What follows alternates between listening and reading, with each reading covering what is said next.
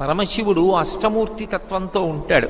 అందుకే పరమశివుడికి పూజ చేస్తే 8 నామాలతో పూజ చేస్తే చాలు, సంపూర్ణమైనటువంటి పూజ పూర్తి చేసినట్టే. అవకాశం ఉంటే శివాష్టోత్తరం చెప్పచ్చు, శివసహస్రం చెప్పచ్చు. అవకాశం లేనప్పుడు 8 నామములు చెప్తారు. ఓం భవాయ దేవాయ నమః, శర్వాయ దేవాయ నమః, ఈశానాయ దేవాయ నమః, పశుపతే దేవాయ నమః, రుద్రాయ దేవాయ నమః, ఉగ్రాయ దేవాయ నమః, భీమాయ దేవాయ నమః, మహతే దేవాయ నమః. అమ్మవారికి కూడా ఇక వేరు నామాలు చెప్పరు. భవస్య దేవస్య పత్నే నమః, శర్వస్య దేవస్య పత్నే నమః, ఈశానస్య దేవస్య పత్నే నమః, పశుపతే దేవస్య పత్నే నమః అని ఈ 8 నామాలకి మళ్ళీ పత్నీ నమః అని కలుపుతారు. ఈ 8 నామాలతోటి తెల్లటి బియ్యాన్ని నీటితో తడిపి ఒక్కొక్క గింజ వేస్తే చాలు, శివార్చన పరిపూర్తి అయిపోయినట్టే.